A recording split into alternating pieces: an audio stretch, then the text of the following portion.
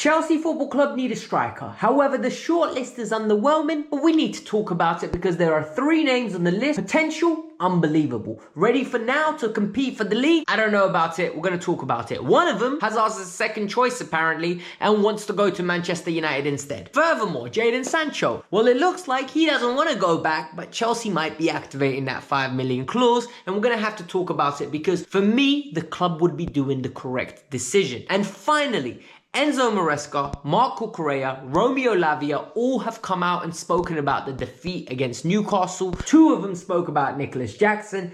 I need to talk about Nicholas Jackson and what we need to do to get Champions League football. Not getting Champions League football from here is failure. There's no other way to spin it. Win the Conference League, beat Manchester United 9-0. It does not matter if we do not get Champions League football.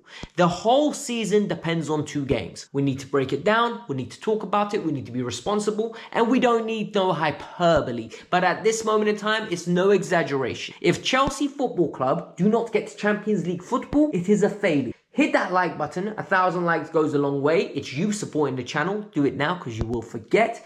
And if you're new to the channel, you like regular football takes that are not only on Chelsea, subscribe to the channel. It's the best place to keep up with your latest football news. Let's get started. It's no exaggeration that Chelsea Football Club need a striker. There are people that want an experienced number 9. Those people are now me. Right? I've seen Nicholas Jackson for 2 years. We know he's not of the level. Initially, Jackson had a good debut season, in my opinion. I believe this season he's regressed. And I'm not saying he regressed because of coaching. I just think his numbers haven't improved the way I thought they would improve, and his finishing didn't improve. It stayed exactly the same. He had a good purple patch. After that, he's had a diabolical period, and now we've averaged out where what he's offering, it ain't cooking, man. The oil he's using is not making the food taste good. And in this moment in time, we need a striker. What I would want is Victor Osimhen. I think I've changed my mind completely. Pay him whatever you want. Get him to the club. I believe a striker of that quality with the chances that we create, he could be the difference between us currently sitting comfortably in second or us being in the predicament that we're in right now. But the club is not interested in Gyökeres or Osimhen. What they are interested in, the 3 names that I'm going to tell you now. Number 1, Liam Delap. Liam Delap already has a relationship with a lot of people at Chelsea. The same people that have hired Liam Rosenior, who used to manage him at Hull. You see the pattern here, right? These lot know what they want. They're going to go after it. It fits their profile, under 25, cheap wages, and they believe they can get him to the bridge. Then there's Hugo Ekitike. Ekitike plays for Frankfurt. He's had a very good season. And on paper, Ekitike could be the next breakout star. You watch him with your eyes and you're like, this guy's not ready for the big time. He's already been at PSG. I don't like to judge him on the PSG time for one reason and one reason only. He was behind Kylian Mbappe as the number 9. He played barely any minutes. Anytime he'd get an opportunity, it's 5 to 10 minutes. He doesn't play for 6 to 8 weeks. All of a sudden, he throws him in for 20 minutes. And what do you expect? You can't build consistency. The team doesn't revolve around you. You literally are an auxiliary piece that is used in an emergency or when the game is a dead rubber. I'm not judging the kid off that. What we're judging him off is the fact that he made it to PSG from another club where his numbers were decent. And now at Frankfurt, he's having a good season. But is he ready for the rigorous tests of the Premier League? And finally, the other one is Benjamin Šeško. Listen, I was convinced Benjamin Šeško was going to Arsenal. I thought this is the man Arteta gets. Berta's come in now and all of a sudden they're chasing Gyökeres like crazy and Chelsea are confident they can go and get Šeško. However, what we're seeing is Šeško will cost around about £70 million. Is he worth that? His release clause is close to 90 million euros, which makes me sick because this is pure potential. None of this player is bona fide, I'm going to bang goals. And this is all coming from the Athletic. So from a statistical standpoint, Delap has got 12 goals in 38 games. Šeško's got 21 goals from 44 games. And Ekitike's got 22 goals from 47 games. Ekitike and Šeško's stats are better than Delap's. However, you need to take into account he plays for a relegation battling team, whereas they play for a Champions League qualification teams, right? And then after, they play in Germany, which is known to inflate the stats. And Delap plays for an English team that is at the bottom of the table. You know them ones, like Ipswich, one of the worst teams in the country. No cap, yet they still took 5 points off us. Let that make sense. So, according to Alex Crook though, who is a TalkSport journalist, he's saying that Delap is going to wait until the Champions League is finalised, until the spots are all attributed. So if Manchester United win, he is leaning towards going to Manchester United. A lot of people don't like that. Right? I know someone that watches my channel. I chat to him on a regular basis. He's unhappy. He's saying it's embarrassing, it's shameful, it's disgusting. I can't lie to you. At this moment in time, I don't care. And the reason why I don't care is because I don't think whether we sign Delap, Ekitike or Seshko, I'm going to sit here with chest next year and say we should be winning the league. What I am going to say is we've went on another gamble. He could be good, he could be bad. And that is a problem. When we signed Costa and Fabregas, I had chest. I said straight away, we have got world-class players here. When we go and sign Sheshkos, Delaps, Ekatikes, I go, how are they going to settle into the league? What is going to happen? There's too many variables and I'm panicking.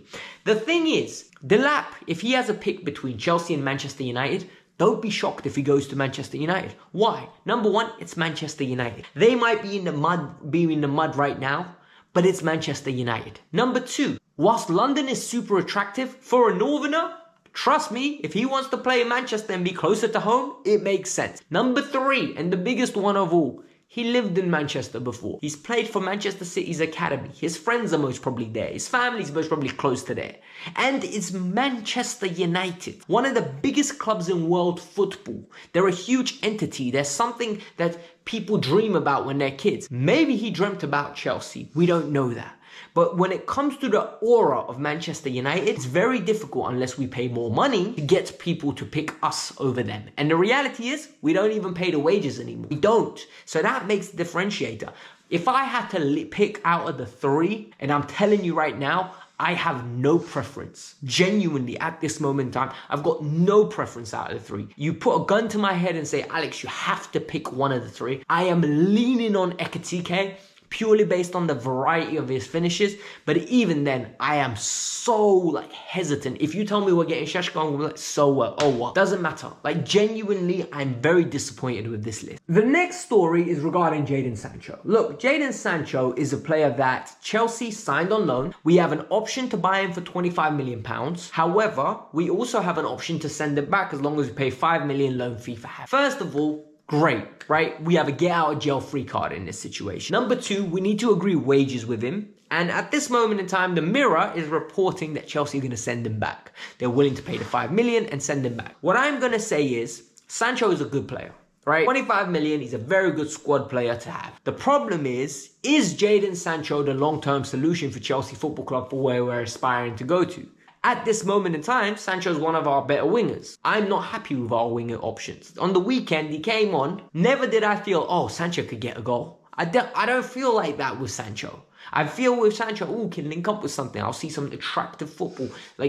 The way he plays football is nice to watch. But I don't feel like he is the long-term solution for us on the left wing. Maybe with a new striker, he could improve. But my argument will always remain and it will stand. If we can give him back for $5 million, can we go and acquire someone better? If we go and get Gittins, I'm telling you right now, I would rather keep Jadon Sancho. I don't care if he fits the profile of what Maresca wants more. I would rather keep Jadon Sancho. More experienced, in my opinion, better player. Overall, it just suits us better. However, Gittins is more explosive. He could become a better winger all round in the future. And for me, I think what we really need to be careful with is not to judge Jadon Sancho on the first 5 games that we saw him and the last 5 games that we saw of him. You need to judge him on the whole season as a whole. Because the reality is, if you don't judge him as a season as a whole, you could get fugazed. You could get lied to. You could literally build up a picture in your head that you're getting something that you're not. We saw him be very basic. And for me, if we send him back for $5 million, so be it. If we sign him for 25, we can always sell him on. It's not the end of the world. So I believe there's legs to this story. I think we are going to send him back. Chelsea lost to Newcastle. And for those of you that haven't seen my reaction and breakdown of the game, I was a little bit emotional, but it's at the end of the video. Go and watch it. Rivals will laugh. Real fans, Chelsea fans will look at it and say, you know what? I feel your pain, brother. I absolutely do. But Marco Correa came out, and Marco Correa was asked, have you spoken to Nicholas Jackson? Because obviously Jackson got sent off. And he said, we have basically along the lines of, we haven't said nothing to him. No one's spoken to him at the moment. He's upset. If he didn't get sent off, there's a chance that we could have come back in the game. And I believe that, because in the second half with 11 men, the way we played with 10, I think with the tactical adjustments, we could have got back into the game, but we didn't. He also said, we're losing for the big games. So clearly that's a little dig for me. We're losing for the big games, but we have other people to step up. For me, this is what you want to hear from your players. He came out, called him out politely, made it very clear dig that you messed up. It's a big mistake. However, we need to remember we're all humans, right? We make mistakes.